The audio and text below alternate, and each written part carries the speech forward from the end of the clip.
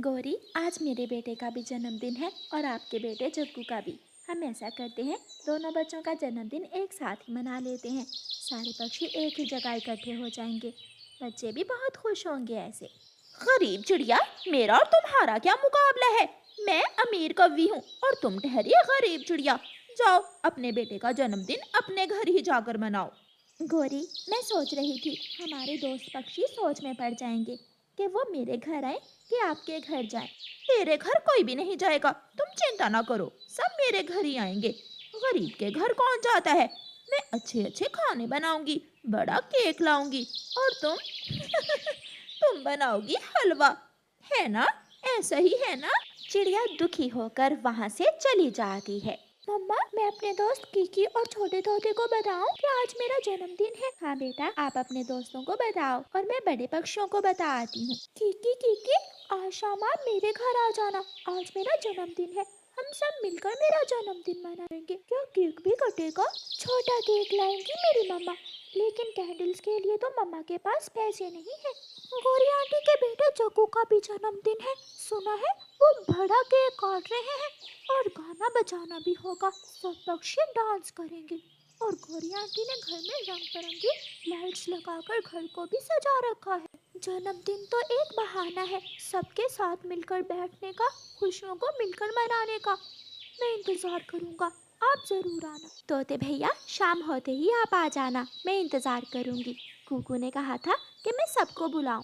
चिड़िया, मैं वादा नहीं करता, देखूंगा, अगर टाइम हुआ तो जरूर आऊंगा। जैसे ही चिड़िया वहाँ से जाती है, गोरी कव्वी आ जाती है। तोते, पता है ना, आज मेरे बेटे जग्गू का जन्मदिन है। तुम्हारे लिए तो स्पेशल मैंने अमरूद वाला केक मंगवाया है।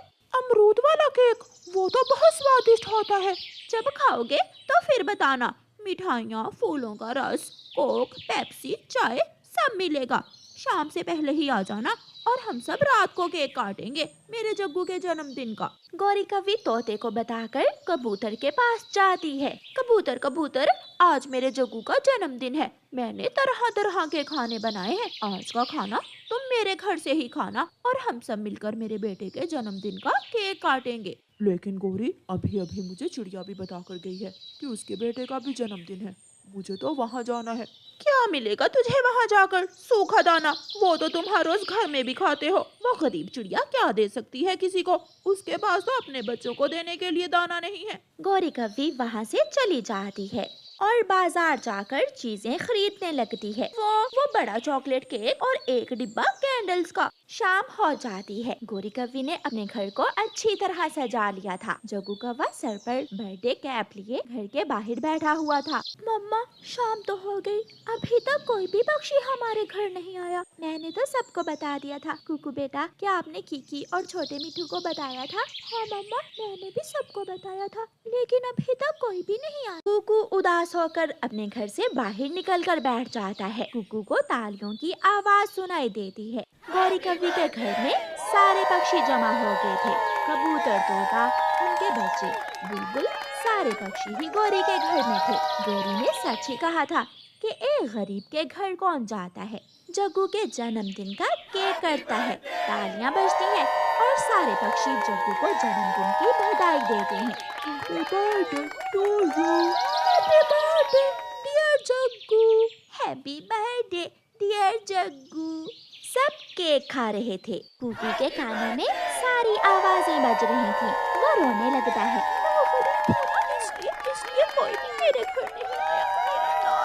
मेरे दोस्त भी नहीं आए। नहीं मनाऊंगा, आज के बाद मैं कभी भी अपना जन्मदिन नहीं मनाऊंगा।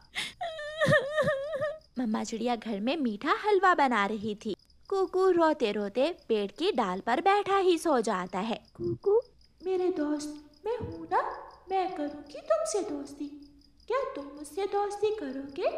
हाँ जरूर, लेकिन क्या आप मेरे जन्मदिन पर आओगी? मैं भी आऊंगी और मेरी सारी सहेलियां भी, लेकिन आपको एक काम करना होगा। काम? कौन सा काम? आप झरने के पास आकर हम सबको अपने घर ले जाओ। मैं आपका इंतजार कर रही हूँ। लेकिन मेरे पास बर्थडे केक नहीं है, मेरे पास केक नहीं है। मम्मा घर से बाहर आती है। कुकू, कुकू बेटा, उठ जाओ। मम्मा, आपने मेरा सपना तोड़ दिया। मेरी दोस्त सुंदर परी मेरे लिए बड़ा केक लेकर आ रही है। मम्मा, मैं जा रहा हूँ, मैं उसे लेने जा रहा हूँ। कुकू बेटा, क्या बच्चों वाली बातें कर रहे हो? घर आ जाओ। लेकिन कुकू वहाँ से उड़ जाता है। कुकू तेजी से उड़ता हुआ झरने पर जाता है। मैं आ गया। सुंदर परी, आप कहाँ हो? आप कहाँ हो? मैं आ गया। कोई भी कुकू की आवाज का जवाब नहीं देता। कुकू वहाँ बैठकर रोने लग जाता है। मेरा कोई दोस्त नहीं है, ये सपना झूठा था। मम्मा सच्ची कहती है कि सपने हमेशा झूठे होते हैं। पीछे से कोई कुकू के कंधे पर हाथ रखता है। लेकिन कुछ सपने सच्चे भी होते हैं। मैं आगे हूँ, मैं हूँ ना, मैं करूँगी आप जैसे गरीब पक्षियों से दोस्ती। सुंदर परी को देखकर कुकू बहुत खुश हो जाता है। क्या मेरा सपना सच्चा था? हाँ, मैं ही आपके सपने में आई थी। आप मेरे साथ चलें, हम यूं गए और यूं आए। फिर सुंदर परी कुकू को लेकर बादलों की तरफ उड़ जाती है। मेरी सारी सहेलियां आ जाएं, सब आ जाएं। आज हमें मेरे नए दोस्त का जन्मदिन मनाने जंगल की तरफ जाना है। सुंदर परी ऐसे आवाज देती है तो बादलों से रंग बिरंगी परियां निकलकर आने लगती हैं। हर परी के पास गिफ्ट था। कुकू बहुत हैरान होकर सबको देख रहा था। अब चले मेरे दोस्त, देर हो रही है। मम्मा को विश्वास नहीं होगा कि मेरा सपना सच्चा हुआ। फिर सारी परियां कुकू के साथ कुकू के घर जाती हैं। कुकू, कुकू बेटा, ये सारी परियां यहाँ क्यों आई हैं? परियां एक आवाज में बोलती हैं। हम सब कुकू का जन्मदिन मनाने आई हैं। ये आवाज जंगल में दूर तक जाती है और सारे पक्षी ये आवाज सुनकर कुकू के घर की तरफ खींचे चले आते हैं। एक बड़ा सा केक कटता है और सारी परियां कुकू को जन्मदिन की बधाई देती हैं और अपने अपने गिफ्ट्स देती हैं। कुकू के पास गिफ्ट्स का ढेर लग जाता है। पक्षी भी पहुंच जाते हैं। चिड़िया, कुकू का जन्मदिन तो जग्गू से भी अच्छा हो गया। कुकू बहुत खुश था और बोलता है, मैं गरीब नहीं हूँ, देखिए मेरी दोस्ती परियों से है। कबूतर भैया, जब गरीब के दिल से आवाज निकलती है तो दूर तक जाती है और शायद परियां कुकू की आवाज सुनकर ही आई हैं। और फिर वो परियां अपने देश चली जाती हैं। रानो चिड़िया की ऐसी कहानियाँ सुनने के लिए YouTube सर्च बार में रानो चिड़िया की कहानी लिखें या फिर ये बटन दबाकर बोलकर कहें रानो चिड़िया की कहानी।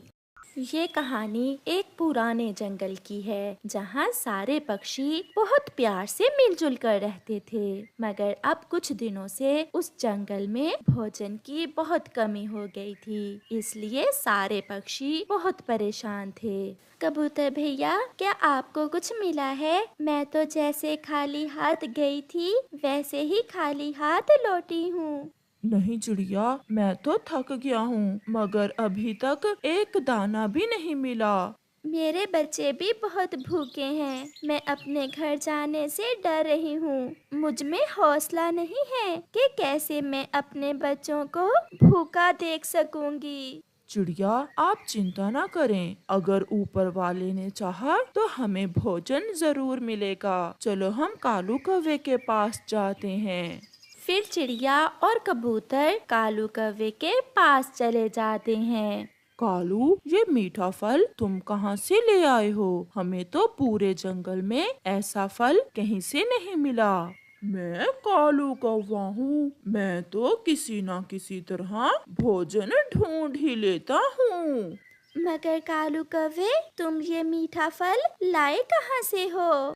मैं ये मीठा फल पहाड़ों के पास से लाया हूँ। पहाड़ों के पास? वहाँ तो बड़ी खतरनाक लूमड़ रहती है। हम तो डर के मारे उस दिशा में जाते ही नहीं हैं। वो लूमड़ सो रहा था। मैं चोरी से गया और मीठा फल तोड़कर भाग आया। कालू कौवा वो मीठा फल उठाकर वहाँ से चला जाता है। फिर दूसरे दिन कालू कौवा फिर से पहाड़ों की तरफ मीठा फल लेने जाता है, मगर आज लूमड़ जाग रहा था। वे काले कौवे, तुम्हारी हिम्मत कैसे हुई मेरे जंगल में आने की? कौवा जानता था कि अगर अब उसे मीठे मीठे फल खाने हैं तो किसी न किसी तरह उसे लूमड़ से दोस्ती करना होगी। फिर कालू कौवा लूमड़ से कहता है, लूमड़ मेरे दोस्त, मैं मीठे फल खाने नहीं बल्कि आपसे बात करने आया हूँ। बोलो काले कौवे, क्या बात करने आए हो तुम? क्या हम दोनों दोस्ती नहीं कर सकते?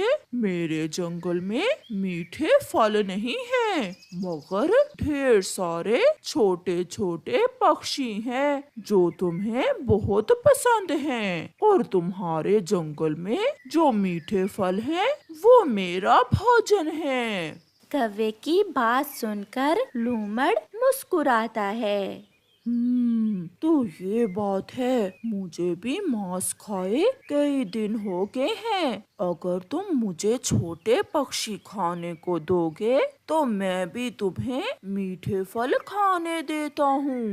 मित्र, मेरे दोस्त बन जाओ और फिर रोज मैं आपको एक नया शिकार दिया करूँगा।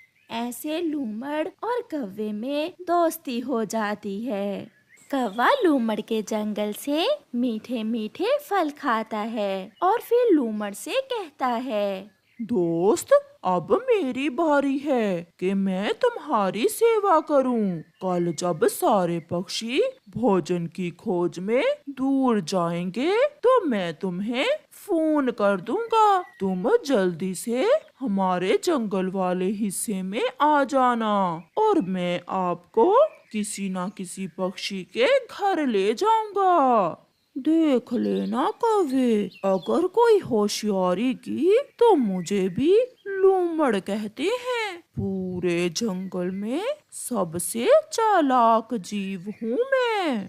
दोस्त, मैंने तुम्हें दोस्त कहा है, मैं वादे का पक्का हूँ।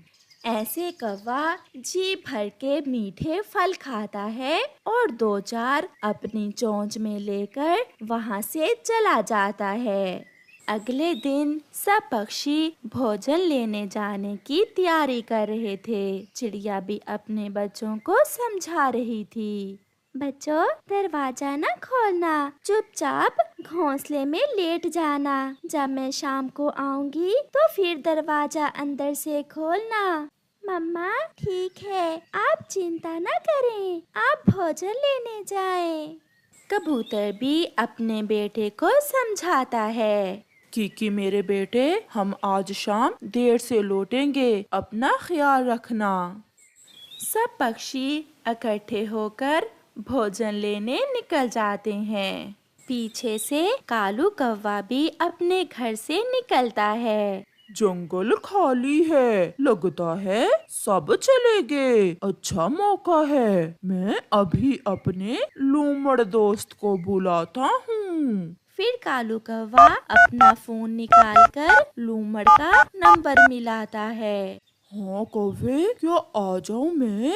जल्दी आ जाएं, दोस्त सब चले गए हैं और मैं बेरी के पेड़ पर बैठा आपका ही इंतजार कर रहा हूँ। लूमड़ भागता है। वो बहुत तेजी से पक्षियों के इलाके में पहुँच जाता है।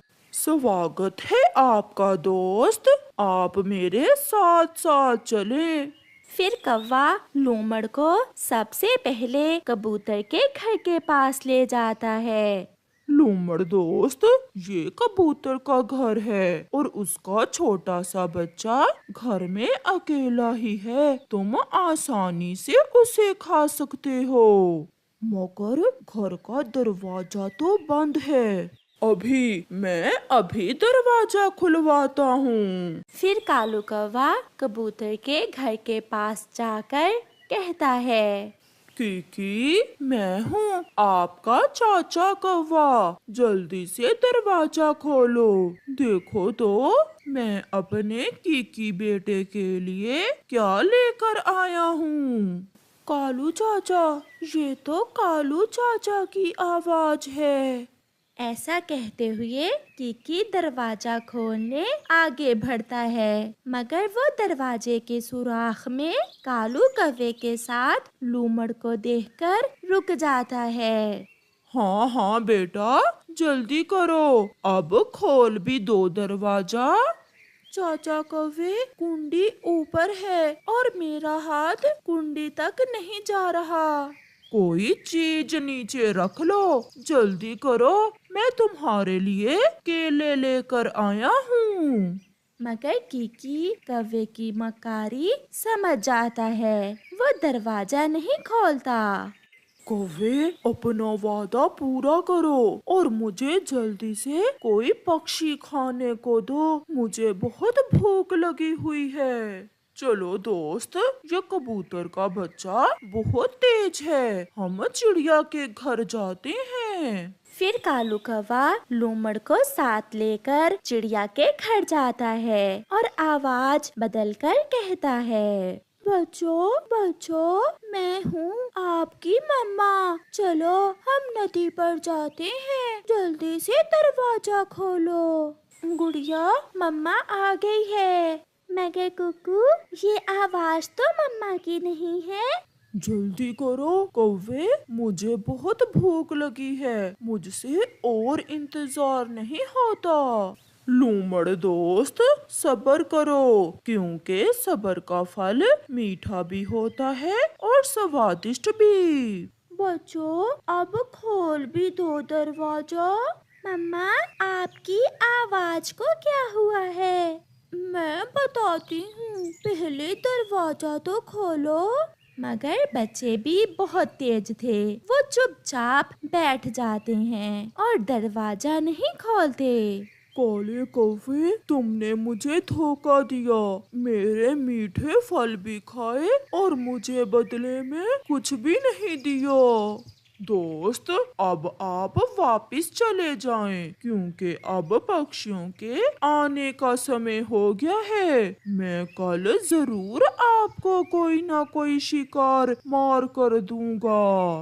अगर ऐसा ही करना था तो मुझे क्यों बुलाया था? लूमड़ बहुत गुस्से में वहाँ से चला जाता है। कौवा भी घर जाकर सो जाता है। सब पक्षी वापिस आ जाते हैं। किकी भी अपने पापा को सारी बात बताता है। पापा पापा, कौवे चाचा के साथ बड़ा लूमड़ था, मगर मैंने भी दरवाजा नहीं खोला, तो वो काला कौवा हमारे साथ ऐसा भी कर सकता है। हमें अब उसका कुछ ना कुछ जरूर करना होगा। कबूतर भागा भागा चिड़िया के पास जाता है। चिड़िया के बच्चों ने भी अपनी मम्मा को सारी बात बता दी थी। कबूतर भी पहुंच जाता है। चलो मेरे साथ चलो, अगर अब कुछ ना किया तो ये कौवा हमारे बच्चों को मरवा देगा। मगर कहाँ कबूतर भैया? तुम चलो।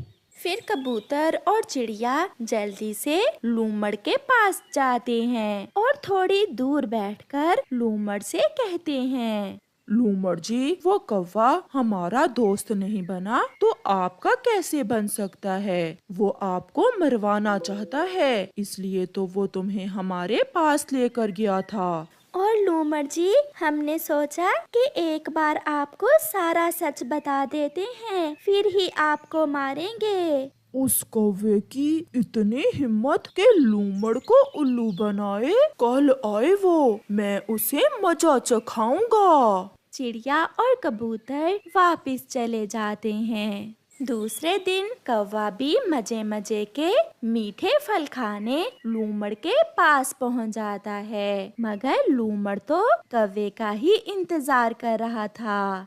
दोस्त, आज तो आपको मैं छोटे पक्षी जरूर दूंगा, बस थोड़ा इंतजार करो।